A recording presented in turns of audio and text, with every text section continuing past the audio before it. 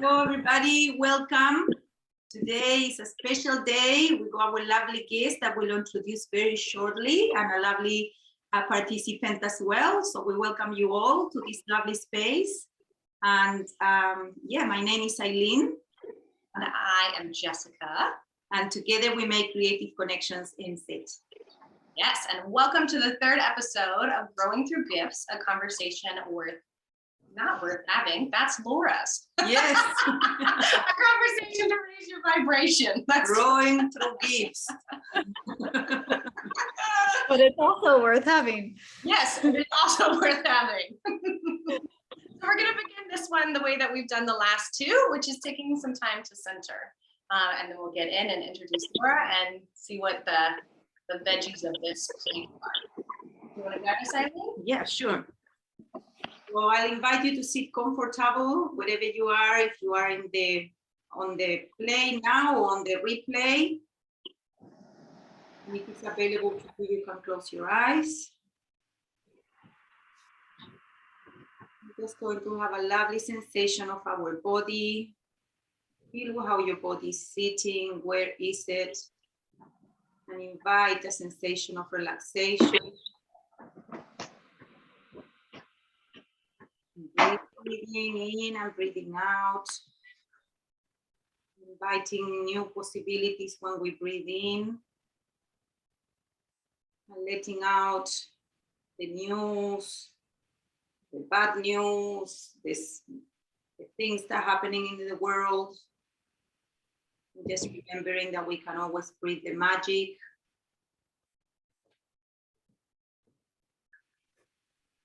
The love.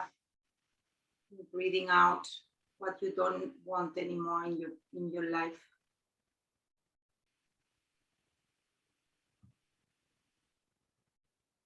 I invite you to feel your feet on the ground and your connection with Papa Tuanuku, with Mother Earth. And send all your love and gratitude to the earth. Say thank you for everything she does, for the growth, for supporting us every day, every moment, for the rivers, the waters, the flow. And we're going to look up to the sky. We're going to be grateful for the air, the clean air, the sun, the planets, the galaxies. We're going to be grateful for all the visible and invisible that we can't see but it exists.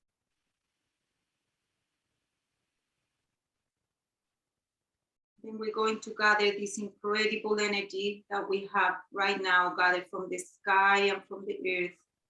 We're going to share it to the world and to anybody that might be needing specifically some love, unconditional love and support in this moment.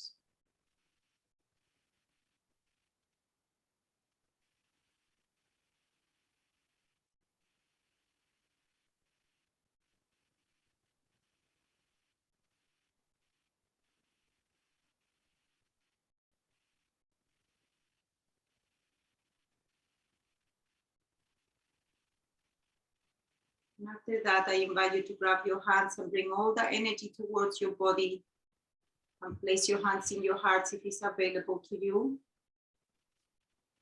And bring all that energy towards you, your body, your soul, your skin, your hair, an incredible amount of gratitude for who you are and what you do, and for your incredible contribution to this group.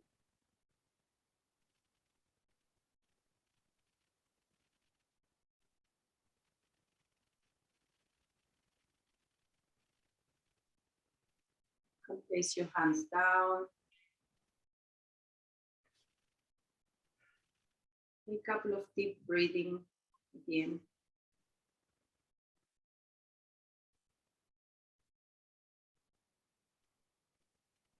Feeling this energy that is around, inside, outside, above and below you. That is always available there for you, for support.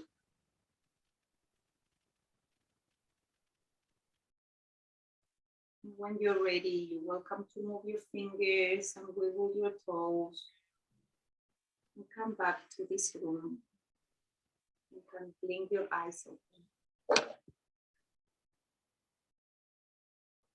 That was a bit unfair to you, Laura, being that it's after 8 o'clock in the States.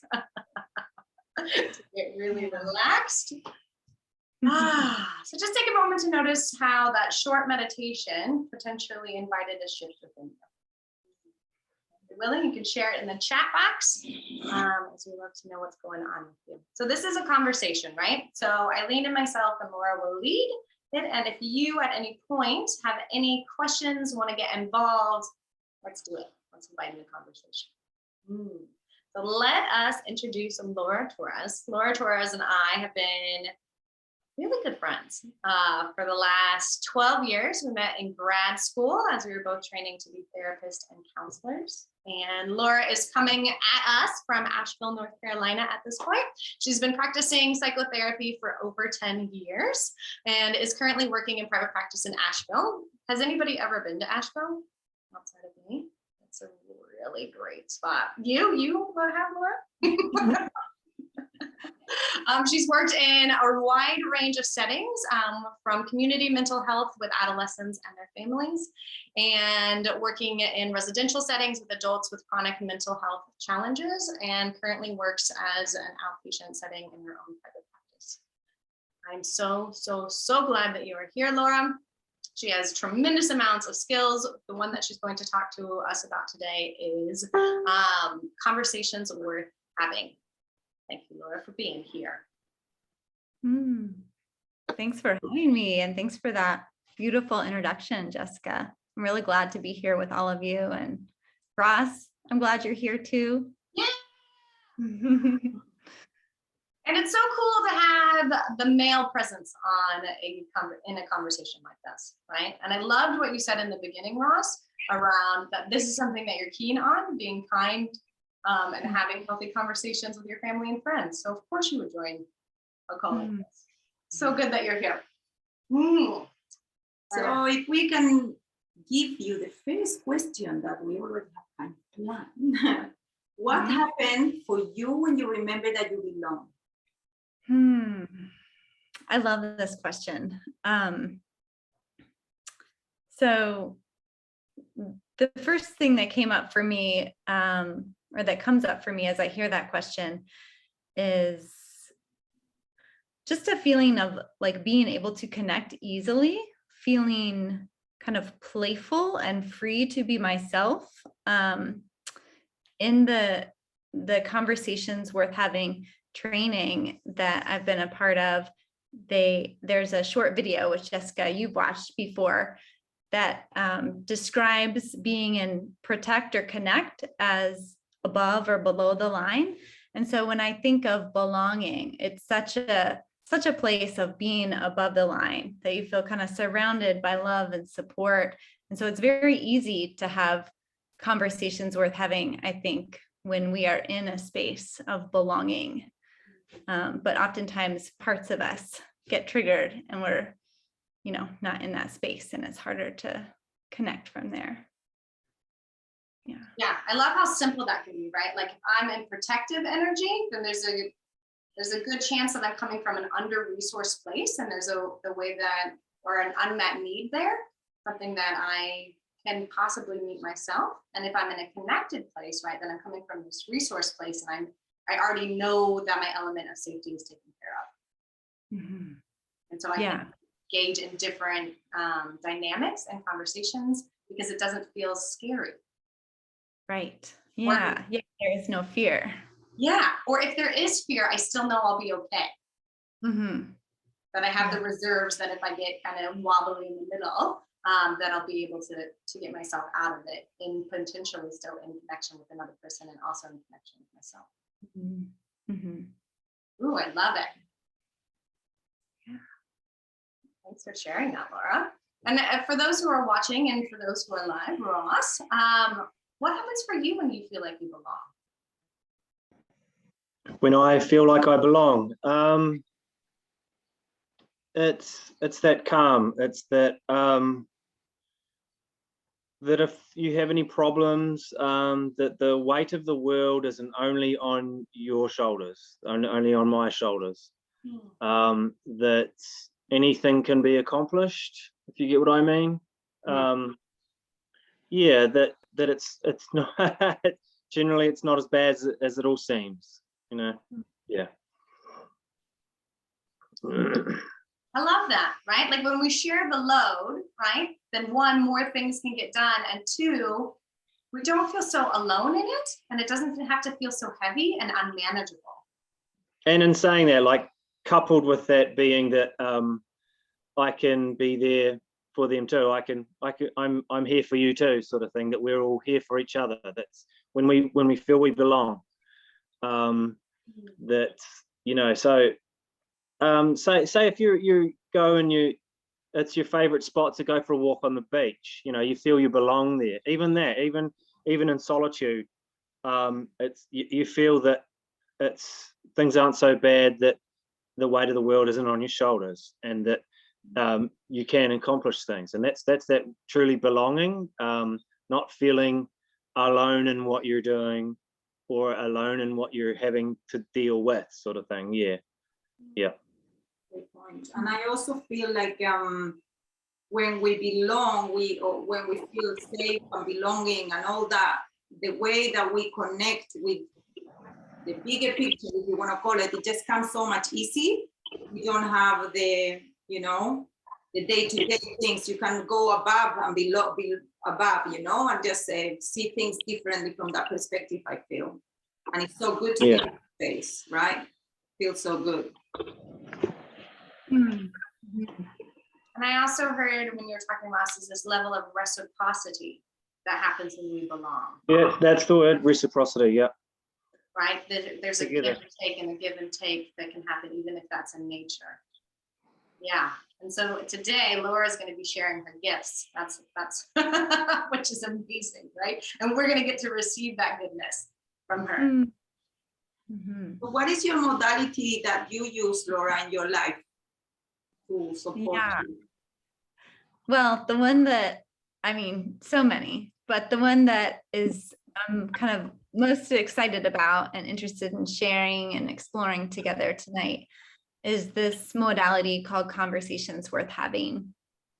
And I know, Jessica, you've read our book, so you know some of this, but Conversations Worth Having is basically a few simple practices that distilled kind of the essence, the essential components of appreciative inquiry, which is really about like, it's very strength-based. It's about going in, it came out of the business world, but going in and kind of figuring out what is happening well on the human side of organizations, of cultures. And so my mom and her partner actually wrote this book, Conversations Worth Having. And now there's a training out there that I got to do. But so what they wanted to do with the book is get some of these appreciative inquiry practices, make them more accessible for those of us who aren't in the business world, wouldn't know about consulting, because they are so life-giving. And these practices can apply to so many things, not just like organizations, organizational culture, business culture, can be applied in family systems, conversations within ourselves, you know, between partners, parents and kids. So there are a few simple practices that, I want to share and hope we get to just kind of experiment with them together today. Yeah. That term appreciative inquiry, right? For a lot of people, that will be the first time that we've heard this. What does that actually mean? Yeah, that's a great question, Jessica. So depending on who you ask, but within this model, there are 4 different types of conversations. And you have conversations that are appreciative, which means they're kind of life-giving. They're focused on strengths. They're focused on what's working well. And then you have conversations that are depreciative, which might be they're critical, they're focused on problems, what's not working, what needs to be fixed. And then you have statement-based conversations and inquiry-based conversations or statements. So statement-based might be we're just kind of making statements back and forth. And, that's fine. We can connect that way appreciatively, like, nice job. Oh, thank you so much. I worked hard. Yeah, I can tell. And so when you combine the appreciative and the inquiry, you're really bringing in curiosity and openness to new possibilities. I mean, that's where, I don't know if you all have ever been having a conversation with someone and it just goes in this amazing direction that you're not expecting, that you couldn't have done on your own, because you're both in a place of curiosity and creativity. So you're asking questions, you're open to possibilities. It's not that one person has an agenda and another one, and you're trying to each get your parts met. You're really in that space of expansion, widening the lens, and that focus on what do we want to create together? What are the possibilities versus like fixing a problem together? Mm-hmm. Yeah. I recently heard that we are creative beings rather than problem solvers. And so we spend a lot of energy attempting to solve problems when really, like, there's no such thing as a problem, right? Because we are these expansive creative beings. And if something comes up that's a rub, like, we can create our way out of it into something that's different that we haven't even thought about. And that frame really resonated with me. And as we are creative connections, it's like, yeah, okay, let's get into that. Yeah, I love that. And it's such a different focus, right? Because we could focus on like, oh, this one time that my partner triggered me and we need to figure this out and figure out how to do it differently, versus like, well, when is the time where they came home and you did feel connected? Because it's easy to get focused on like, well, I came home and you were just looking at your phone. And I don't like that. That felt really bad. And then we're kind of in it. Well, I was checking my email or whatever, versus like, I really kind of focusing on what you want to create. Like, I want to walk in the door and feel really connected to you. And the way that I do, for me, that looks like this. What does that look like for you to feel connected to me when I walk in the door? And what needs to happen for both of us to have that experience? Or even, is that a want for you? How would you like our kind of transition back into being in the same space together to look? What's important to you? And you can kind of like, it just kind of opens up everything, versus like when you're in the more of the tunnel vision of the hurt feelings and trying to be understood.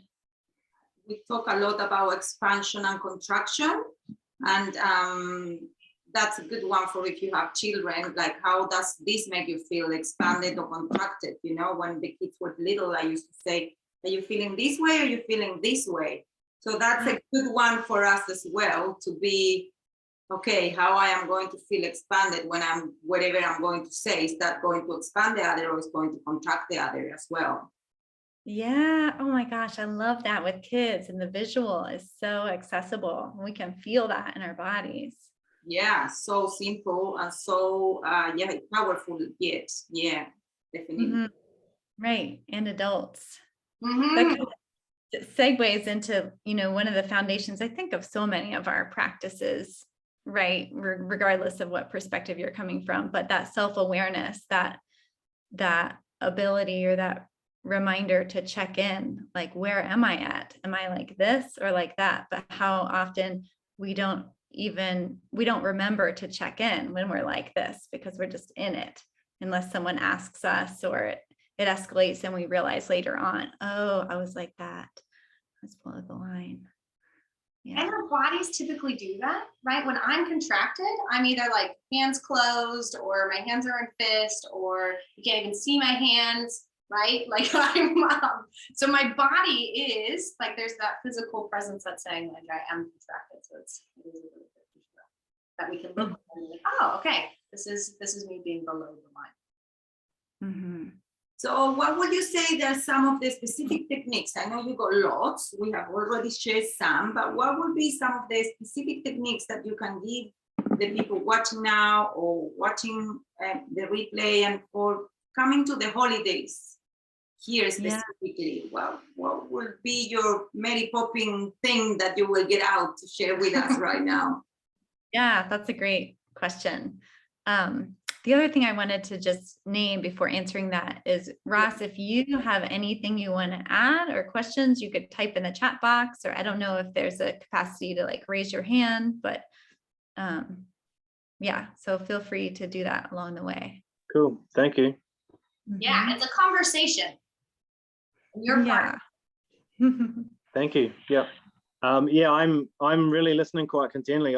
I'm enjoying what you ladies are saying, and I'm scribbling it down as fast as I can. Ross, you'll also get the replay if there's something that Yeah. and if there's something you want us to repeat, just ask. Because if you missed it, there's a good chance that somebody watching it later will have also missed it. Yeah, no problem. Thank you. Right. And likewise, if something doesn't make sense or you want to expand it, or like, but what if you have a question? Yeah, go for it, because I'm sure you're not the only one. Thank you. So, Eileen, you asked about, okay, what are some specific strategies that we can kind of keep in mind when we're thinking about having conversations worth having over the holidays and with our families? So, again, I think, starting like we were just talking about with that self-awareness practice and that reminder to kind of routinely check in conversations worth having, we call it tuning in, but it's basically kind of just pausing, taking a breath, and then getting curious about our own experience, getting curious about the other person.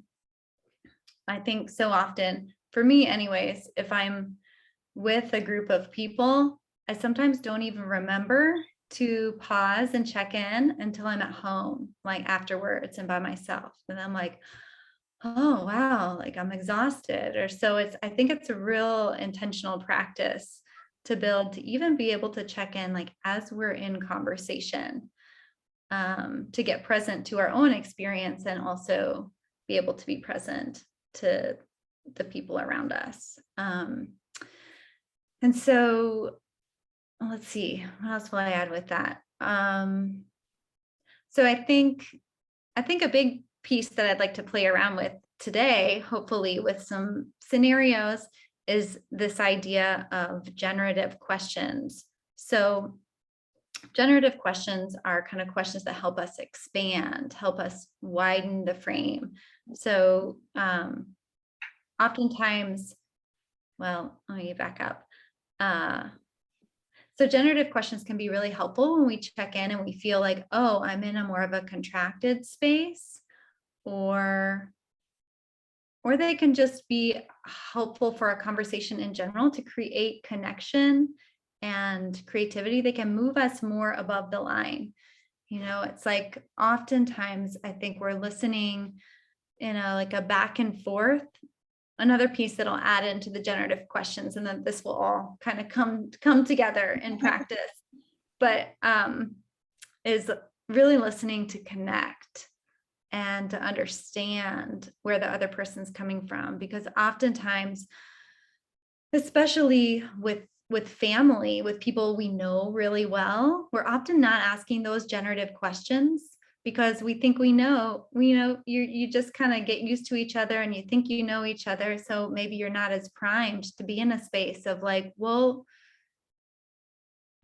like really in a space of like, what's new, what's been happening new in your world? Like sometimes that's just something you ask, but to really kind of be like, this person, I'm meeting them kind of for the first time today, and what is going on in their life. So some of that, right? Paying attention to how you're listening. Are you listening to connect, to understand, or are you listening to be understood, or to prove your point? And so I think conversations worth having can be really helpful to just be intentional with your conversations. If you want to be creating joy and connection, kind of going into family gatherings with an intention around like, what do I want to create in my conversations? And then that's kind of like a compass for you, and you can check in as you go. But the other piece that conversations worth having strategies can be really helpful is when we find ourselves in conversations that are kind of triggering or challenging, or we find ourselves stressed and then snapping with somebody. I'll give you an example so we can kind of see how some of these words I'm throwing around are applied. So the other day, my son was whipping some whipping cream while I was doing something else in the kitchen. He was like helping get stuff ready, and he was excited. He doesn't always participate, but he was just like, oh, what can I do to help? And can I whip the cream? I was like, yeah. I gave him the mixer. And then I turned around and was doing something else. And then he says something like,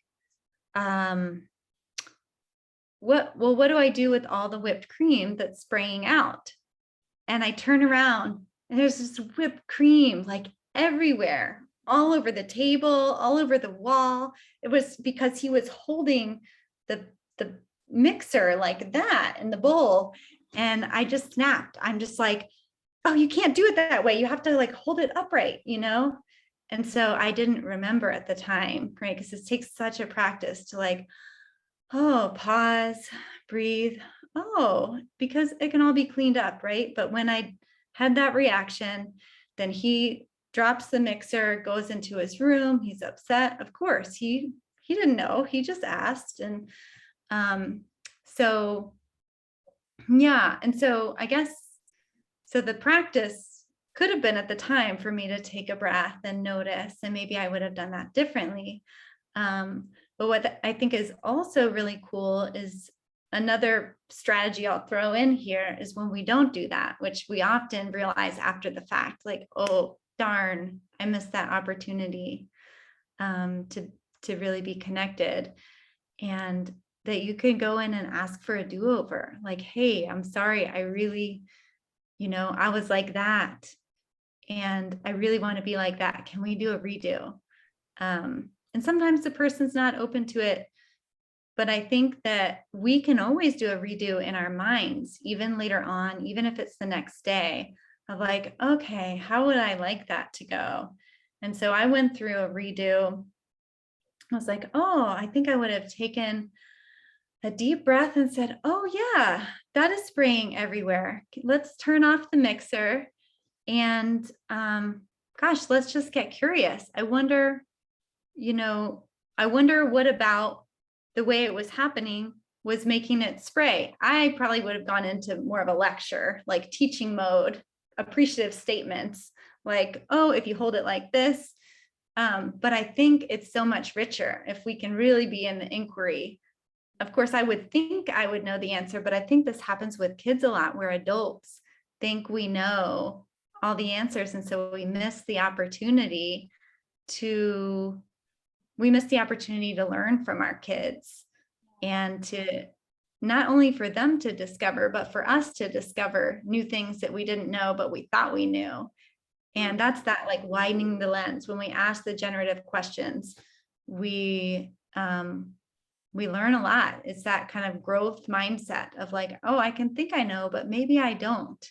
And so it can kind of widen the lens and get curious. And maybe we could have even been playful about it, because it's easy to clean up, Yeah. And so I think it can be really a powerful practice over the holidays as well, to get to do these redos when we're bound to like be short with our kids or our partner.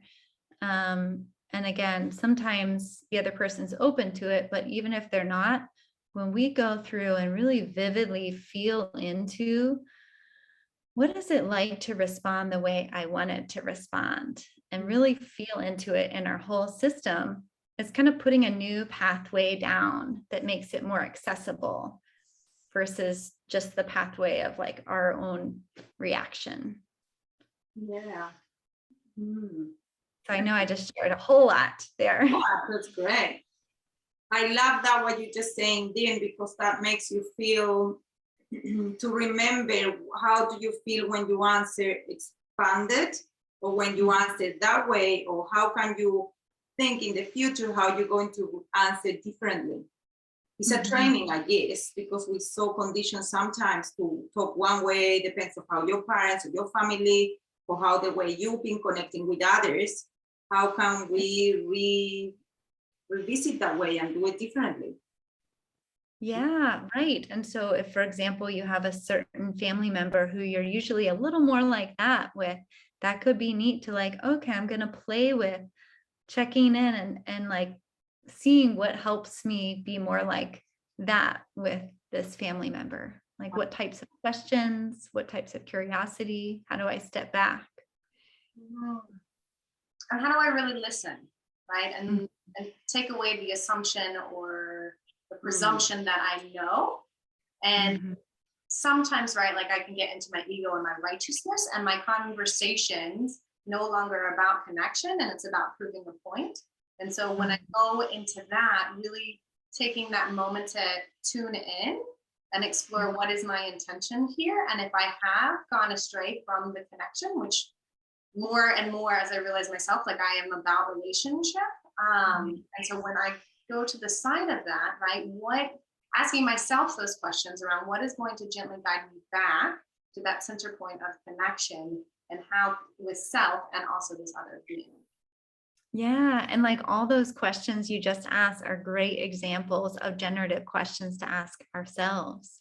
Oh, like, what's going to help me get back to connection here? And sometimes it's like, I need to step outside and feel the sun. Like, I think I'm overstimulated. And I think we can have lots of conversations worth having with ourselves that help us get into a place of availability for those conversations with other people. We're definitely sharing more and more about self-caring and how important that is. So when you self-care, whatever that means for you, you know, if it's having a cup of tea, having 5 minutes reading, 5 minutes in the toilet by yourself without kiddies along, or whatever that is, how important that is. And I feel that myself. If I haven't done any self-care, I am very short of temper. I'm very like ready to just not be kind, you know. So In the past, of course. That was a long time ago. So yeah, it's a good one. What I also really appreciate about what you were talking about, Laura, is that in the permission to have a redo, it releases the need to judge oneself harshly. Yeah. Mm-hmm. And it also creates almost immediate relationship repair, even if the other person is in that contracted place because, you know, they have felt hurt or whatever emotions have come up for them. They at least know that there's an opportunity that's available for them. Like the hand is outreached, the heart is open, and responsibility can be taken, and we could do it differently. And a lot of people don't know that actually we have that opportunity to do things differently. And we can actually almost do it immediately after if both parties are open. Right. Yeah, and that's a point when you say both parties are open, and that's what I was going to ask you. How do you deal, or you know, when you feel like your teenagers, 15 years old people are not so open to speaking this way, that they'll go, oh yeah, mom, that, you know, like how can you make it accessible perhaps in a different way that they don't know that you are doing it, but you are kind of doing it? No, if it's clear my question, I'm not sure. Yeah.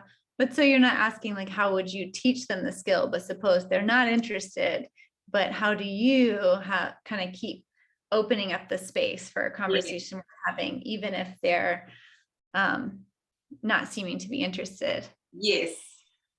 Yeah, well, I think, you know, it's interesting. It was coming up for me, Jessica, as you were sharing, is that it seems like it would just be a particularly challenging person to get to practice with, right? Because I imagine it pushes our buttons when it's like, dang, I'm trying my hardest to connect and you're not reciprocating, you're not giving me anything. But that's like, oh, okay, we can notice that then too. And it's like, how do I get back into a space of connection with this person? And a boundary might be needed, you know, if it's like they're being unkind or something.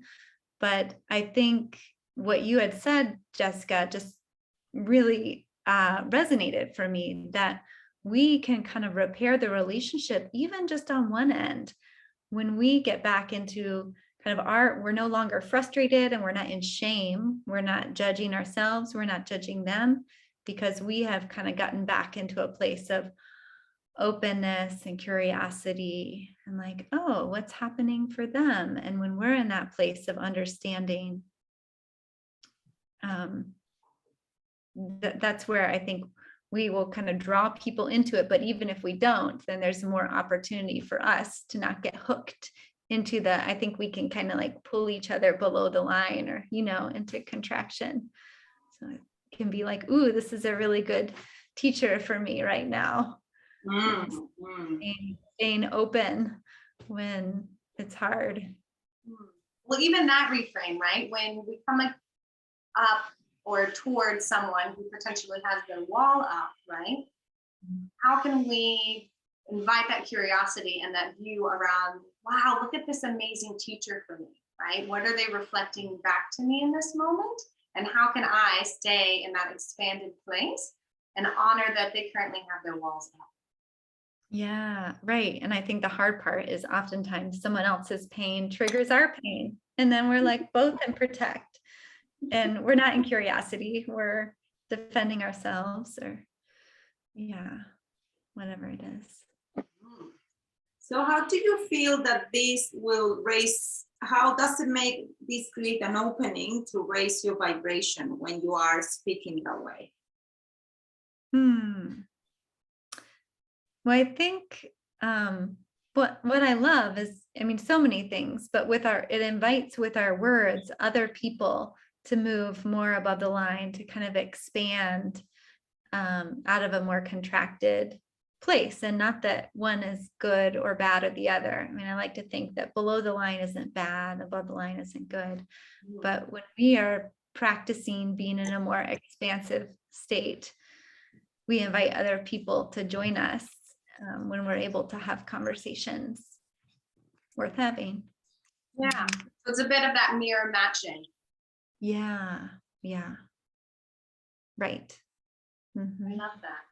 And there's such a high, for me, there's such a high frequency or vibration in that space of curiosity.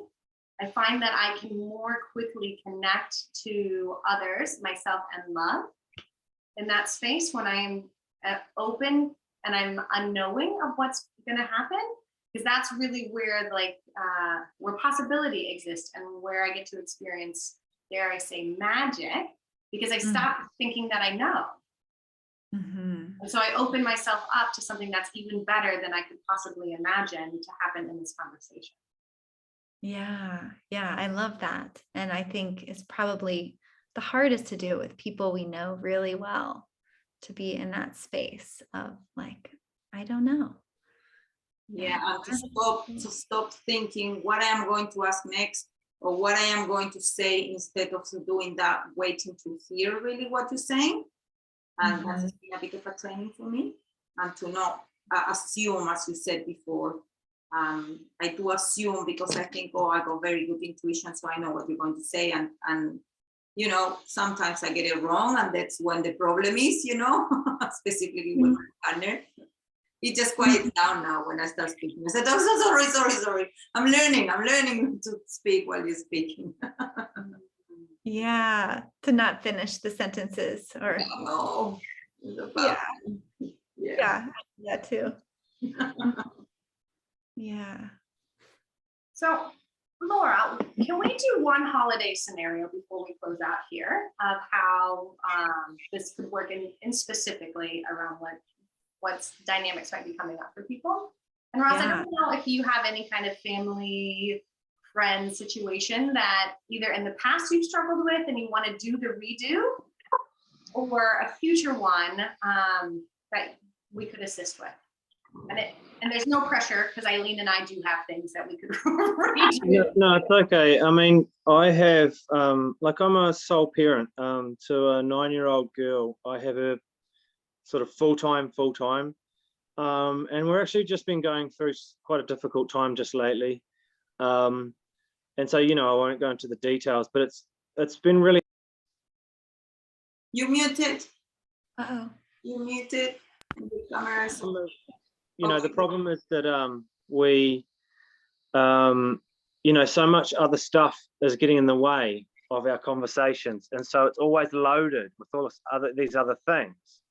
And so to try to speak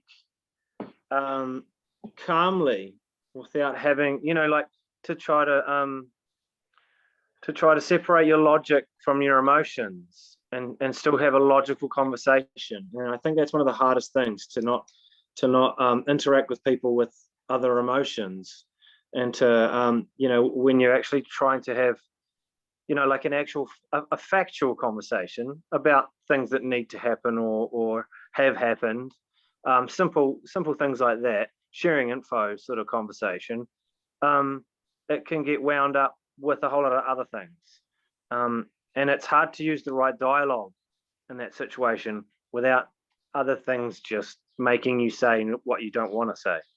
And I think that's probably one of the hardest things, eh? Yeah. Yeah.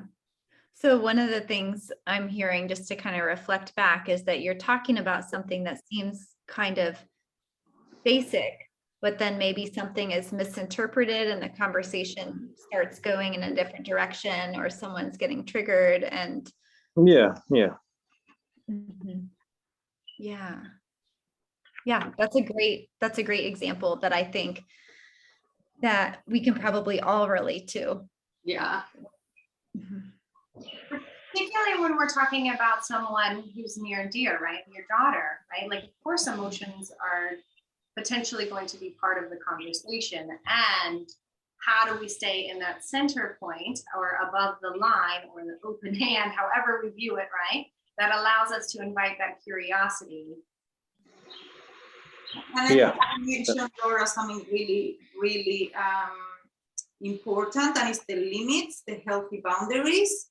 And I think these children are really screaming at us for boundaries, because I don't know, I feel like, for me at least, it's been like a little bit of like getting out of just becoming more friends. And then you forget that you are the parent after all.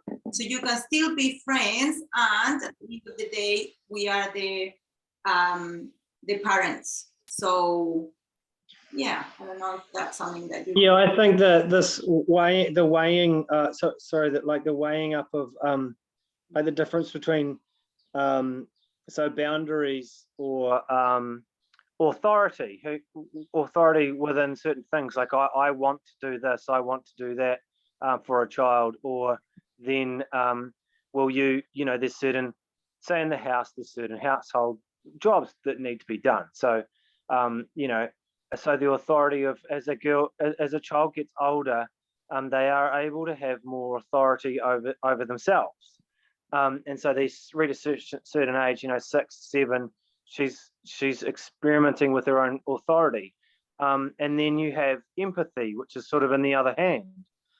So being empathetic towards whatever she wants, but also what she's feeling at the time. So that would be scheduling with what is she, okay, so like you need her to do things. There's sort of an authority or discipline, boundaries on when things happen within the home, but also empathy towards, well, when she gets home from school, she's really tired, but there's things like you need to put your school bag. I'm just trying to grasp at some just simple situations. So, well, she's really tired when she comes home, so tired she can't even put her bag in the right place. Oh, but we would all do that. So give her 5-10 minutes to lie on the couch, and then in 5-10 minutes she would have regained enough energy, and then you'll ask politely to put it away. So this is like the simplest of things, and then once you start applying it to other things that are much bigger and a little bit harder to deal with, I guess they grow on each other. Like, to be able to say, so the empathy, you know, I've had a quote just sort of saying that, like, so when we grow lettuces, maybe you've heard of this one, when we grow lettuces in the plant and the lettuce doesn't grow very well, we try to look at all these other reasons and problems, why doesn't the lettuce grow right? It's the soil, it's the weather, it's the position. But when it comes to people, as soon as there's something not quite right with the person, we say, well, it's their fault. That's the person's problem. Why don't we treat them like lettuces? And so it's this empathy. So with a lot of conversations, maybe we need to have that. And so it's a lot of what you've just, you ladies have just spoken about in the first sort of 20 minutes of your conversations. Priceless conversation, by the way. To not so much, it's the generative questions, to actually listen to connect, actually talk to each other, and the connection is the most important thing. Not so much whether or not you're right or wrong. Trying to simplify it. And so a lot of that comes down to, I think that goes with an empathy, and it's something that we've, as parents, the parental side of this, it's really quite hard to do, because we have the schedule, we have these things we have to have done in the day. So so that's like the hardest thing for me. Yeah. God, that's huge. I'm sure everyone else listening who is also a parent or not even a Sorry, I parent. went on a bit long there, but yeah. Yeah. So balancing that, just the empathy, the listening to connect, like, oh, I get it. You're tired, but also I imagine it's frustrating to clean up after her all the time, or you're picking up the bag, or you need to ask her to put it away, or to do the dishes or her chores because you want to teach her these important skills of kind of taking care of space. And in the end, I think we just need to very slowly build on it, and that's that patience we need. Yeah, slowly, one day at a time. I think I loved the example you gave with the lettuce. I hadn't heard that example around empathy. But I think those are such great examples of generative questions that you asked about the lettuce. Like, well, what is going on with it that it's not growing? So I think all of those, and maybe just getting to use, but it sounds like maybe you're already really good at this. It's just trying to figure out, like, well, how do I then get the schedule done when I'm, having these conversations worth having, but I also have the schedule.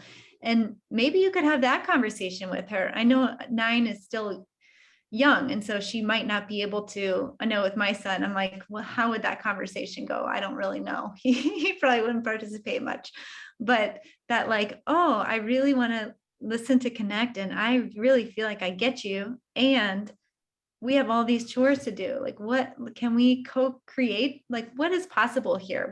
Can we get creative? How do we do this differently? Because what's happening doesn't seem to be working for me or for you. What are the other possibilities? Let's just get creative. Get creative. I like the way you keep referring to this. Let's just get creative. It means to just be much more open-minded about in any situation. Yeah, I think it's especially helpful with kids, because they'll come up with ideas that you're like, I hadn't even thought of that. But that's it. Yeah. Look, I'm sorry, I actually have to leave the meeting. I have to go and pick up my shining star. Yep. So thanks so much for this. Please carry on, and hopefully I'll be able to watch the recorded. Continue with that. But this is invaluable to me. I really appreciate what you're saying and what you've given to us. I really enjoy your energy. Thank you so much. Good evening, I think it is. And good afternoon to the other ladies too. Yeah. So thanks, Ross. And we'll be sure to include in the video and also in the write-up how to get in touch with Laura. Brilliant. Thank you so much, everybody. All right. Bye. Ciao. So Laura, that leads us to, how do people get in touch with you? Oh yeah. Gosh. Well, so I think you've already shared. So I have my website that maybe, I don't know if there's a place, or it's already shared on the on this event. Yes. Can you tell me what it is though? Yes. It's Laura Torres Counseling.com. Awesome. And you Yeah. mentioned, go on. That's also, I also have a Facebook and an Instagram that you can follow. Also Laura Torres Counseling. Oh, great. We'll do that. And then you mentioned Conversations Worth Having is a book. Yes. How can people find this book? Yeah, that's great. Well, but it's not available in New Zealand on Amazon. I was going to say it's available on Amazon, but I still have to figure out the barrier to you being able to order it from New Zealand on Amazon. We can get it on Kindle though, right? Yeah. Yes. You should be able to get an electronic copy. I wonder if there's a good place for me to post some of that stuff in this event page. So if you look up there's two different books. One, A Conversations Worth Having, the second edition just came out. I think that might be the best for this conversation. It's got lots of great examples. And then there's also a focus book for Conversations Worth Having for coaches and clinicians and other well-being professionals. Sounds good. Yeah, and the Conversations Worth Having website, the main one, is conversationsworthhaving.today. Today. That's cool. Love that. It's like a call to action. Let's do this now. Totally. Bet you didn't know that was an option instead of .com. Laura, thank you so much. Is there any final words or anything you want to share with us? Oh, gosh, I don't think so. I feel like I could talk about this for a while. I love working with the scenarios. There was so much more to go into with Ross's example, but yeah, I'm just excited to continue the conversation and excited that you all invited me on. It's such an honor. I really enjoyed my time with all of you.